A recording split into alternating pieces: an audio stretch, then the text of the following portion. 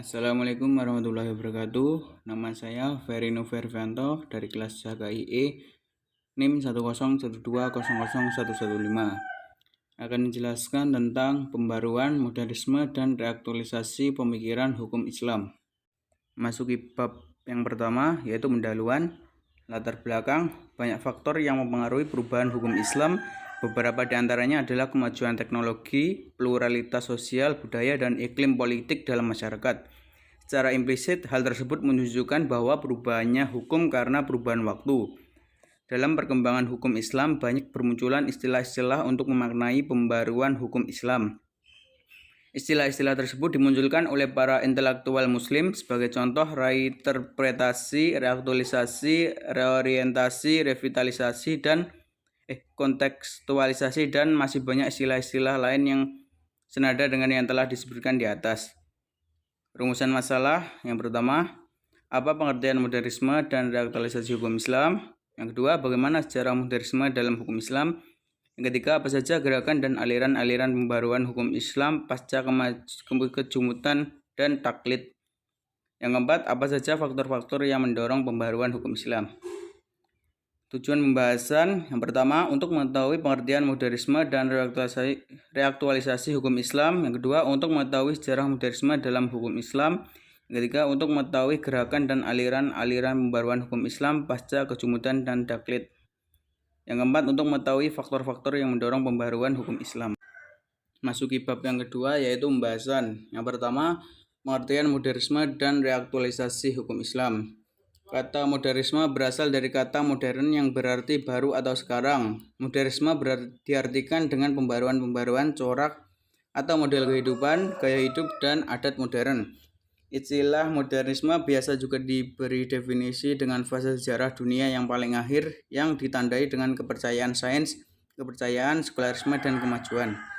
Menurut Ahmad Hasan, modernisme adalah aliran pemikiran keagamaan yang menafsirkan Islam melalui pendekatan rasional untuk menyesuaikannya dengan perkembangan zaman. Dengan demikian, Islam bisa beradaptasi dengan perubahan-perubahan yang terjadi di dunia modern. Reaktualisasi hukum Islam adalah pengembangan hukum Islam dari masa ke masa yang lebih ditekankan pada masalah substansi dari hukum itu sendiri, dengan tujuan untuk mewujudkan rasa keadilan dan kemaslahatan umat. Apabila ditemukan nas yang maknanya harfiah, dianggap sudah tidak relevan lagi dengan kebutuhan situasi dan kondisi serta konteks sosial masyarakat yang terus berkembang di mana hukum Islam itu diberlakukan. Reaktualisasi hukum Islam adalah pembaruan atau penyegaran hukum-hukum Islam. Jadi reaktualisasi hukum Islam akan berjalan dengan baik jika berpangkal pada kerangka teoritis atau epistemologi hukum Islam.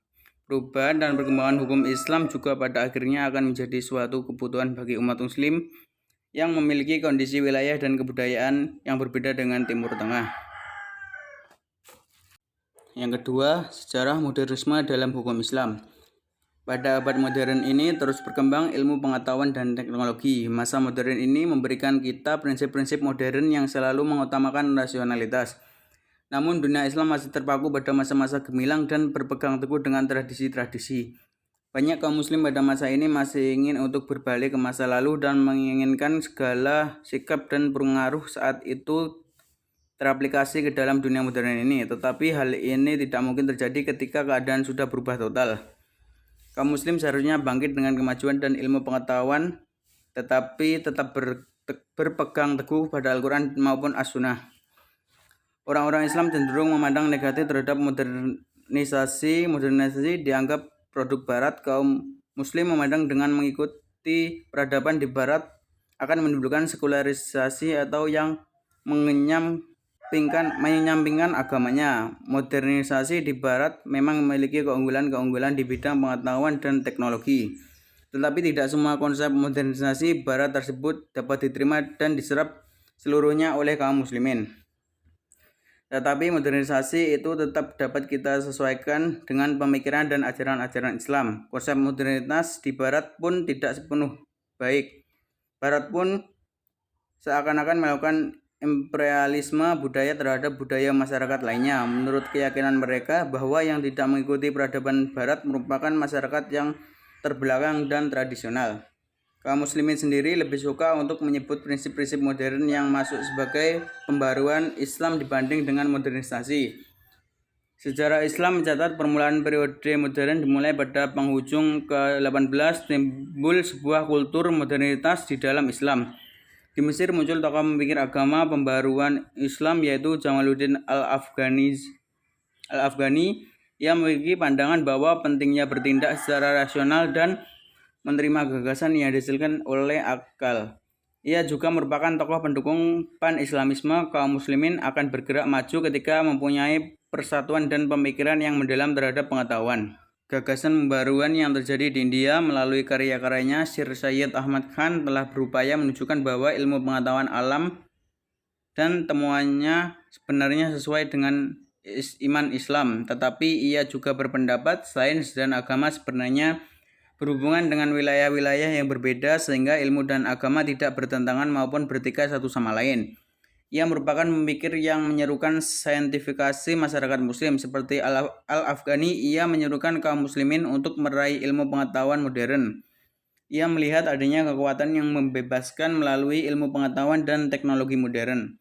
Kekuatan pembebas itu antara lain penjelasan mengenai suatu peristiwa dengan sebab-sebab yang bersifat rasional. Semangat kaum muslimin untuk menempuh pendidikan dan perkembangan teknologi akan memberikan keseimbangan peradaban di masa modern ini. Perubahan dimaksudkan untuk memunculkan pengetahuan baru demi kemajuan masyarakat muslim. Kaum muslimin juga harus tetap menerapkan prinsip-prinsip Al-Quran dalam menerima modernitas yang ada. Jika hal tersebut terjadi, maka di masa depan akan hadir kaum intelektual yang tetap berpegang teguh pada ajaran Islam. Gerakan dan aliran-aliran pembaruan hukum Islam pasca kejumutan dan taklid. Gerakan pembaruan pramodern pasca Ibnu Taimiyah mengambil terbentuknya terutama pada abad 17 dan 18 Masehi. Sementara itu, gerakan modern terutama dimulai pada saat jatuhnya Mesir di tangan Napoleon Bonaparte 1798 sampai 1801 Masehi, yang kemudian menginsafkan umat Islam tentang rendahnya kebudayaan dan peradaban yang dimilikinya serta memunculkan kesadaran akan kelemahan dan keterbelakangan. Gerakan pramodern dan modern meliputi gerakan Wahabiyah pada abad 17 Masehi yang dipelopori Muhammad bin Abdul Wahab. Kedua, gerakan Syahwaliyah di India abad 18 Masehi. Yang ketiga, gerakan pembaruan yang digerakkan dan dicetuskan oleh Muhammad Abduh. Aliran-aliran pembaruan hukum Islam meliputi aliran Wahabiyah di abad ke-19, pelopornya adalah Muhammad Abdul Wahabiyah 1703 sampai 1787. Pemikirannya adalah upaya memperbaiki keadaan umat Islam dan merupakan reaksi dari paham tauhid yang terdapat di kalangan umat Islam saat itu. Yang keempat, faktor-faktor yang mendorong pembaharuan hukum Islam. Faktor-faktornya meliputi yang pertama, ketika kebutuhan terhadap hukum di negara-negara muslim modern tidak dapat lagi terpenuhi dengan materi-materi hukum Islam klasik. Yang kedua, pesatnya perkembangan kehidupan pada awal abad ke-20, pembaruan atas hukum kekeluargaan Islam tidak bisa lagi dihindari. Yang ketiga, problem dan prospek yang dihadapi para reformis di berbagai negara muslim modern. Masuki bab yang ketiga, yaitu penutup. Kesimpulan, modernisme adalah aliran pemikiran keagamaan yang menafsirkan Islam melalui pendekatan rasional untuk menyesuaikannya dengan perkembangan zaman. Demikian apa yang dapat saya sampaikan. Bila ada kurangnya mohon maaf. Wassalamualaikum warahmatullahi wabarakatuh.